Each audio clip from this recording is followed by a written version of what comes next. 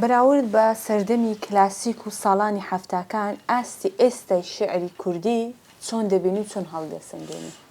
من باسی ئەوە ناکەم مقارنە یان چاکە و خراپە بەڵام ئەگەر تەماشا بکەین جیاوازیەکی زۆر هەیە. یعنی مەسەڵەن تەماشاکە شعرێکی من شعری باسی ئەوەی ناکەم باش بەڵام شعرێکی عەلی عەرفاغا مەسەڵەن باس دەکەم دەرێ شعرێکی وەسفی لەسەر جوانی ئافرەت دەرێ گوڵ و خونچەی بەهارانیش لە تۆ نەشمیلەتر نابێ نەمامی ئەرعەری کۆرپەش لە تۆ خەنجەیلەتر نابێ درۆیە تۆ لە ئینسان بی ئەبەد عەقڵم قبوڵ ناکە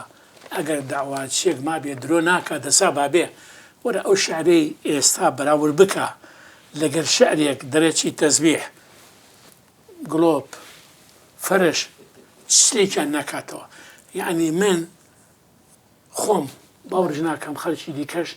بتوانن دەکەسان بینی شعری تازەی لەبەر بی بەڵام من بەدەیان شعری کلاسیکم لەبەرە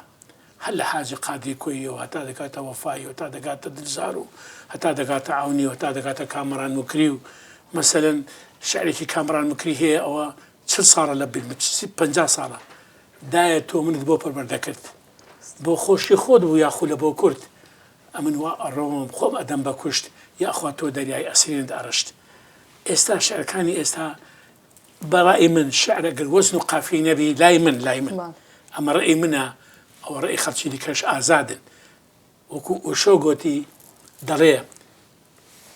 قەت تەسەوور نەکەی 100% حەق لای تۆیە